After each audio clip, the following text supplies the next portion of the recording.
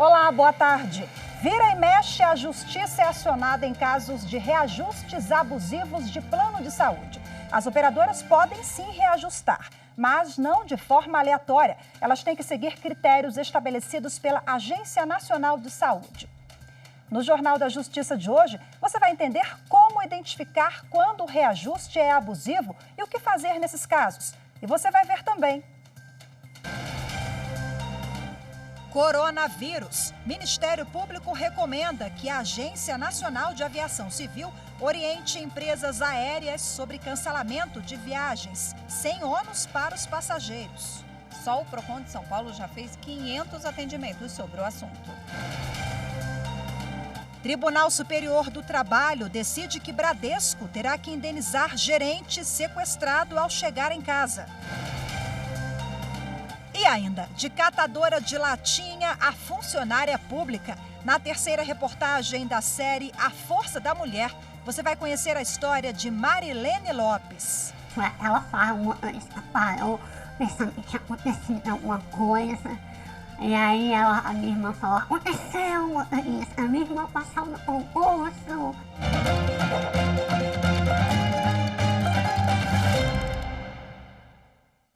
Com autorização da Justiça, a Polícia Federal deflagrou hoje a terceira fase da Operação Pedomon, que cumpre mandados de busca nas cidades de Serquilho, São Paulo e Iguapé.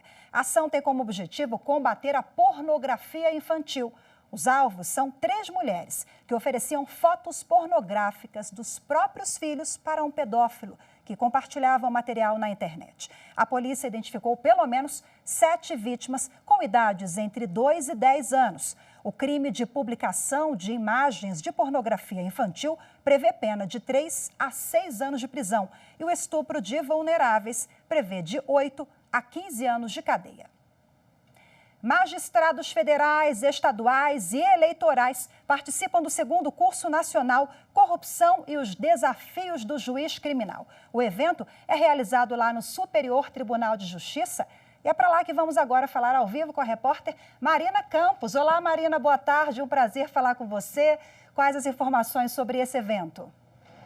Boa tarde, Rafaela. Boa tarde a todos que assistem ao Jornal da Justiça, primeira edição. Durante os próximos 3 dias, os participantes vão analisar o panorama da corrupção no Brasil, os meios de investigação e trocar experiências com especialistas e agências internacionais. Durante a abertura do curso, que é promovido pela Escola Nacional de Formação e Aperfeiçoamento de Magistrados, o ministro do STJ, Herman Benjamin, que também é presidente da ANFAM, ressaltou a importância do combate à corrupção para o bem do país. Durante a abertura do curso, hoje também participaram outros ministros do STJ, o Procurador-Geral da República, Augusto Aras, e o ministro da Justiça e Segurança Pública, Sérgio Moro. Eu volto com você, Rafaela. Obrigada pelas informações. O Ministério Público Federal apresentou ao Superior Tribunal de Justiça recursos com pedido de reconsideração de decisões que concederam liberdade ao ex-governador da Paraíba, Ricardo Coutinho, e a outros investigados na Operação Calvário II, incluindo o irmão dele, Coriolano Coutinho. O subprocurador-geral da República, Mário Bonzalha, argumenta que existem razões para a manutenção das prisões preventivas dos investigados. A Operação Calvário II desarticulou um esquema criminoso que desviou pelo menos 134 milhões de reais da saúde e da educação na Paraíba. O Banco Bradesco deverá pagar indenização por danos morais a um gerente administrativo que foi sequestrado ao chegar em casa. O crime ocorreu em Poço Redondo, em Sergipe. A 2ª turma do Tribunal Superior do Trabalho reconheceu a responsabilidade objetiva do banco. O empregado relatou que foi rendido por bandidos ao entrar em casa à noite e que foi mantido refém com esposa e filha sob mira de revólveres durante toda a madrugada. No dia seguinte, os sequestradores levaram os familiares do bancário para outro local como garantia de que ele retiraria o dinheiro do cofre do banco e entregaria os valores aos criminosos. Após a entrega, empregado e familiares foram abandonados numa rodovia no município vizinho. O bancário se afastou do trabalho por 14 dias após ser diagnosticado com estresse pós-traumático e depressão. 6 meses depois de retomar as atividades, ele foi demitido. Na reclamação trabalhista, o gerente pediu indenização por danos psicológicos e morais. O Tribunal Regional do Trabalho da 20ª Região em Sergipe reformou a sentença que havia concedido indenização por dano moral no valor de R$ 800 mil ao empregado. Para o TRT, a culpa do banco não foi comprovada, pois o sequestro ocorreu após o fim do expediente, quando o bancário voltava para casa. O entendimento do regional foi que, neste período, o empregado estava sob a tutela do Estado, que é responsável pela segurança pública. O ex-gerente recorreu ao Tribunal Superior do Trabalho, que teve outro entendimento. O relator do recurso na segunda turma do TST, ministro José Roberto Pimenta, observou que a jurisprudência do TST adota a tese de que a atividade bancária se enquadra perfeitamente como atividade de risco, de forma a atrair a aplicação da responsabilidade objetiva da instituição bancária. Ainda de acordo com o ministro, embora a ausência de segurança pública resulte em risco para o exercício de qualquer profissão, é inegável que bancários estão mais expostos a assaltos e sequestros. Por unanimidade, a segunda turma do TST reconheceu a responsabilidade objetiva do Bradesco e determinou o retorno dos autos ao TRT para análise do valor da indenização por danos morais. A primeira turma do Supremo Tribunal Federal recebeu uma queixa-crime contra o ex-deputado Vladimir Costa, do Solidariedade do Pará, por injúria e difamação. Em 2017, ele chamou artistas de vagabundos da Lei Rouanet em um discurso na Câmara dos Deputados. A petição foi apresentada por um grupo de atores, entre eles Letícia Sabatella, Wagner Moura, Glória Pires e Sônia Braga. Em seu voto, o relator ministro Luiz Roberto Barroso afirmou que o discurso do então parlamentar em nada acrescentou ao debate público sobre a melhor forma da distribuição de recursos da Lei Rouanet. Daqui a pouco, os ministros se reúnem para mais uma sessão plenária. Vamos agora conferir a pauta de julgamentos. Saúde é o assunto predominante na pauta da sessão plenária desta quarta-feira, começando com o tema ordem social, marcado pelo julgamento de recurso sobre fornecimento de remédios de alto custo não disponíveis na lista do Sistema Único de Saúde. Outro processo trata do fornecimento de medicamentos não registrados na lista da Anvisa, no caso, remédio à base de canabidiol. Em seguida, uma ação contra a emenda constitucional que trata do novo piso para custeio de ações e serviços de saúde pela União.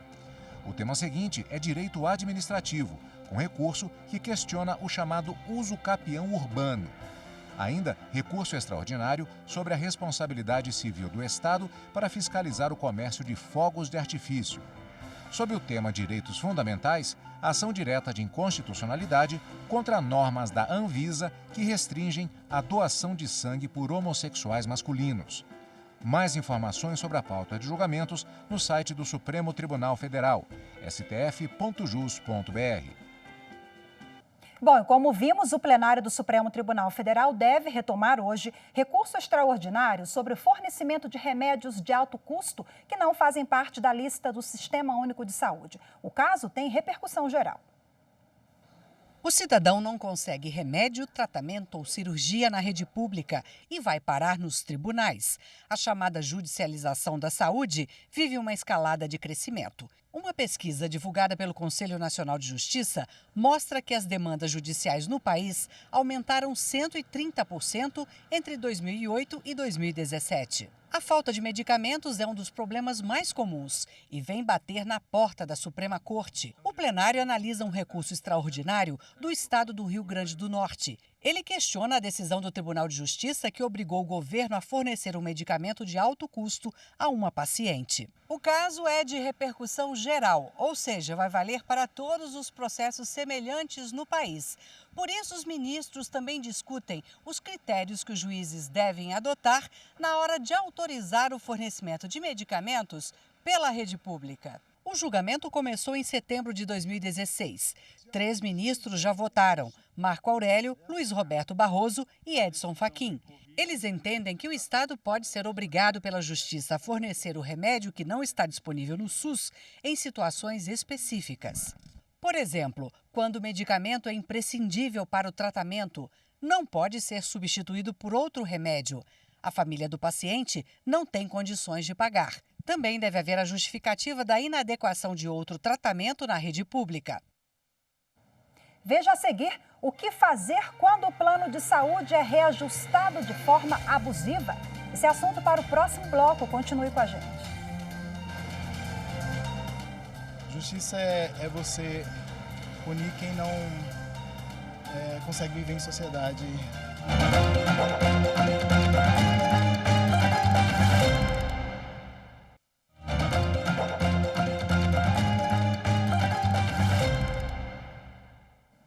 O governo do Distrito Federal confirmou o segundo caso de coronavírus em Brasília.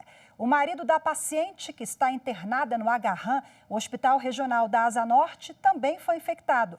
O homem resistiu em fazer o exame e o governo do Distrito Federal, então, teve que recorrer à justiça para garantir que ele ficasse em isolamento. Segundo o governo, o homem está em bom estado e é monitorado em casa. A mulher dele está internada na unidade de terapia intensiva do Agarram. Esse novo caso deve entrar no balanço do Ministério da Saúde, que será divulgado hoje à tarde. E o aumento dos casos de coronavírus tem feito muita gente desistir de viajar para o exterior. Mas daí surge um outro problema. As empresas resistem em devolver o dinheiro da passagem ou remarcar as viagens. O Ministério Público Federal encaminhou uma recomendação à ANAC, Agência Nacional de Aviação Civil. Assunto para a repórter Carolina Chaves. Carol, conta para a gente o que o Ministério Público, então, recomendou à ANAC. Boa tarde.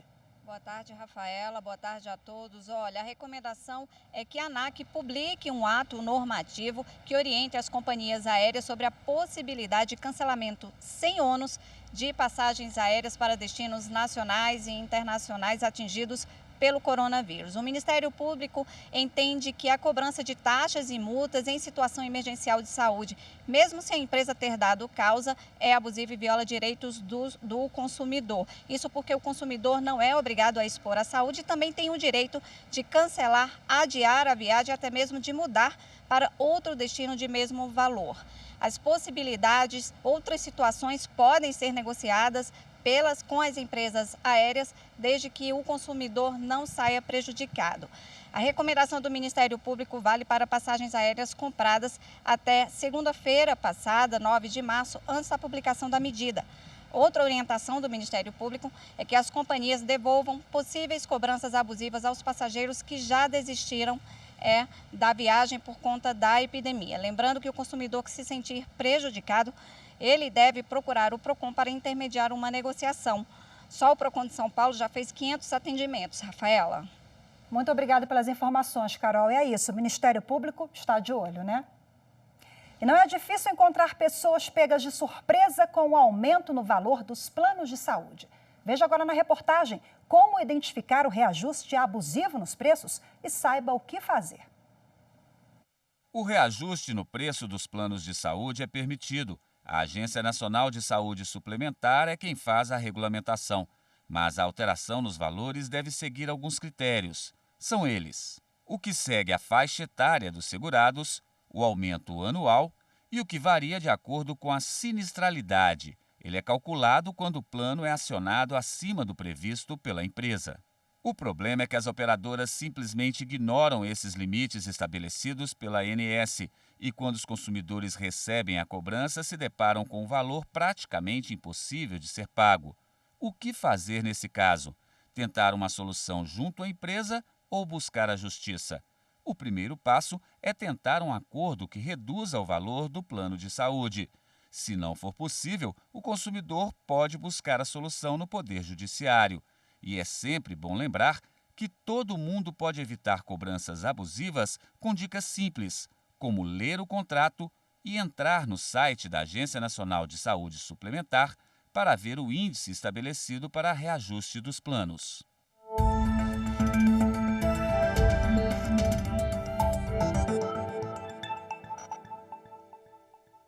Bom, e para repercutir a reportagem que acompanhamos agora, a minha convidada hoje no estúdio é a advogada Denise Martins. Denise, seja bem-vinda, boa tarde. Boa tarde. Bom, esse assunto que acompanhamos na reportagem realmente é uma situação sensível, difícil, que envolve saúde e vida, e a pessoa se vê ali sem condições de pagar, principalmente quando chega na terceira idade. Isso é muito comum, né? O consumidor consegue identificar quando esse reajuste é abusivo? Não, é bem complicado o consumidor conseguir identificar esse reajuste abusivo, porque não existe uma legislação e muitas vezes os contratos de adesão, eles não especificam um percentual a ser reajustado. Então fica bastante complicado para o consumidor visualizar esse reajuste. E quais são os indícios de que existe alguma coisa errada ali? Quando os percentuais começam a ser maiores, assim, no sentido de mercado, 20%, 30%, 40%. Muitas vezes tem casos que, às vezes, os reajustes ultrapassam 300%. Então, o consumidor ele consegue visualizar a partir desses percentuais, que se tornam onerosos para o consumidor, né? A ANS, a Agência Nacional de Saúde, ela não traz ali exatamente a regra de reajuste, o que pode ou o que não pode? Existem 3 modalidades de planos de saúde, que é o plano individual, plano coletivo por adesão / empresarial. O que acontece? A Agência Nacional de Saúde, ela só tem uma regulamentação de percentuais limitadores só para o plano individual, hoje escasso no mercado. Para o plano coletivo por adesão / empresarial, o plano de saúde ele simplesmente tem que comunicar os percentuais a serem reajustados. Então, não existe uma limitação dos reajustes para os planos de contratos de adesão, de plano empresarial / coletivo por adesão. Denise, quando o consumidor pode entrar na justiça? Existe algum elemento ali que ele precisa, olha, aqui fui desrespeitado, vou entrar na justiça, procura ali um acordo, um diálogo, qual a sua orientação? Primeiramente, o consumidor ele tem que verificar na prática o que acontece. Os planos de saúde, eles oferecem um contrato de adesão, às vezes um contrato que é até rentável e bem bacana para o consumidor ele adere a esse contrato e aí, com o passar dos anos, os reajustes se tornam excessivos. O consumidor ele deve procurar um advogado especialista no assunto para verificar se existe uma ilegalidade nos reajustes e procurar fazer um estudo econômico do contrato. Não é simplesmente aplicar uma legislação, porque não tem uma legislação a ser aplicada, mas tem que analisar do ponto de vista econômico para se ter uma redução no plano de saúde. Ainda assim, com a assinatura desse contrato, né, embora as regras sejam rigorosamente as mesmas, ele assinou o documento ao longo da vigência daquele plano de saúde, o consumidor ele pode fazer alterações ou solicitar ou entrar até na justiça mesmo mediante a assinatura. O que acontece é que no contrato de adesão o consumidor ele está aderindo àquele contrato, não tem a possibilidade de modificação ali do contrato. Então o que o consumidor deve fazer? Se verificou no contrato que não existe a limitação e na maioria dos contratos não tem essa limitação de reajuste dos índices a serem aplicados no contrato, ele deve procurar um advogado exatamente para que, via justiça, via judiciário, ele consiga ter ali uma limitação. E nos casos práticos, a limitação ela se dá pela modalidade individual, que é da Agência Nacional de Saúde. Bom, eu falei que no início da situação dramática, né, dos aposentados que determinada idade ali, em média 60 anos, subiu ali a idade, o plano de saúde mais que dobra, né? Os planos, eles também podem simplesmente nem admitir a entrada de idosos ou pessoas com doenças pré-existentes? Ele pode negar? Na prática, o que acontece? Os planos de saúde, eles negam, primeiro eles forçam a saída do idoso do plano de saúde, porque o idoso ele tem ali uma maior chance de frequentar mais o plano de saúde. Mas o que o consumidor, eles não podem negar a entrada do consumidor, mesmo sendo idoso, mas na prática acontece muito e o próprio consumidor ele deve procurar um advogado para tentar reingressar ou mudar de plano, enfim. É proibido essa prática, é ilegal, considerada ilegal. Já que a gente está ampliando aqui um pouquinho o assunto, eu quero finalizar com a carência, né? Um problema sério também para os consumidores que descobrem uma doença, ou então gestação, no caso das mulheres, né? O que a legislação determina em relação a esse prazo para atendimento da carência? Existe um prazo de carência nos contratos, mas nós temos que observar que em situações emergenciais o plano de saúde ele é obrigado a atender aquela paciente, no caso da gestante que você me perguntou, em até 24 horas no prazo que é a carência de emergência, situações emergenciais. Por exemplo, se uma gestante ela procura um plano de saúde com uma cesárea marcada ou um atendimento ali que tenha que marcar com antecedência, aí o plano de saúde, a depender de cada contrato, ele pode negar o atendimento. Mas em se tratando de uma situação emergencial, o plano de saúde é obrigado a arcar com esses custos. Doutora Denise, mais uma vez agradeço a sua participação. Muito obrigada e uma boa tarde. Boa tarde. Obrigada.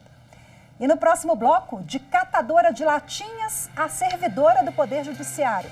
É a terceira reportagem da série A Força da Mulher. Eu volto já já. Justiça, para mim, é a maneira correta de julgar determinado assunto. Seja certo ou errado, mas julgar sempre o correto.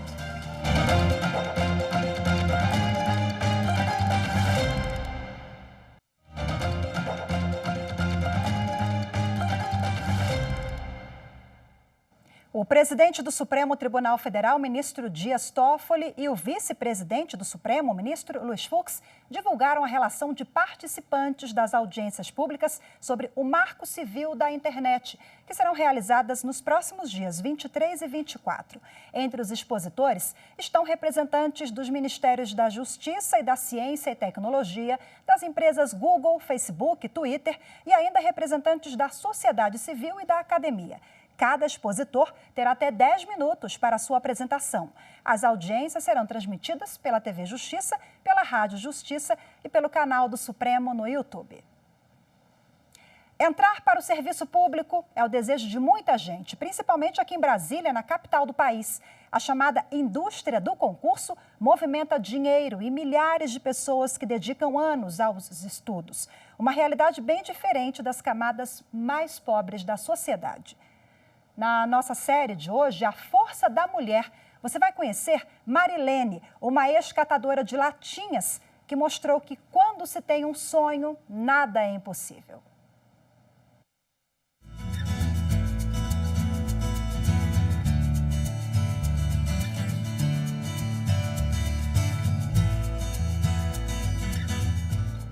Marilene não imaginava fazer esse caminho todos os dias para trabalhar. Aliás, foi dentro do ônibus voltando para casa e lamentando a dificuldade da vida 18 anos atrás que ela soube da aprovação no concurso público. Estava com a minha irmã no ônibus voltando do hospital da revisão da cirurgia. Compramos diário oficial. A minha irmã falou assim, Lene, e lá a Marilene chama Lene, você passou. Ela fala, o motorista parou, pensando que tinha acontecido alguma coisa. E aí a minha irmã falou, aconteceu, motorista, a minha irmã passou no concurso. Em 2001, ainda catando latinhas para criar os 5 filhos, Marilene resolveu aproveitar um período em que se recuperava de uma cirurgia para focar os estudos para disputar uma vaga de técnico administrativo do Tribunal de Justiça do Distrito Federal, um dos concursos mais concorridos. Ela foi aprovada e mudou de vida. Até hoje, passados 18 anos de tribunal, eu ainda me sinto assim, uma pessoa que foi pegada lá, assim mesmo, da pobreza e colocada no meio dos príncipes, como Deus fala, e faria com quem assim se esforça. Hoje, Marilene tem uma mesa e computador para trabalhar, mas até mesmo para fazer a inscrição no concurso foi difícil. Parentes e vizinhos tiveram que emprestar o dinheiro. Na época, o trabalho de Marilene era no meio do lixo. Ela ficou viúva cedo, morava numa invasão e, para cuidar da família, catava latinhas para reciclagem. Uma das filhas, que na época em que a mãe passou no concurso tinha 6 anos de idade, lembra bem desse período. Foi uma infância muito difícil. A gente morava em um barraquinho de madeira, que ainda não era nem aquela madeira rosinha tão lindinha, não. Tem hora que eu estou andando no corredor, quando eu estou chegando no trabalho, eu falo, Senhor, eu fico olhando assim para as paredes, para aquele prédio, eu falo assim, Senhor, Ainda hoje eu estou maravilhada com esse presente que o Senhor me deu. Presente não, Marilene, conquista, que merece o reconhecimento de quem acompanhou de perto todo o esforço. A minha mãe é a mulher da minha vida. Eu vejo ela uma mulher guerreira, batalhadora, sofreu muito para poder conseguir e vencido muito na vida por nos ajudar e por amor, né?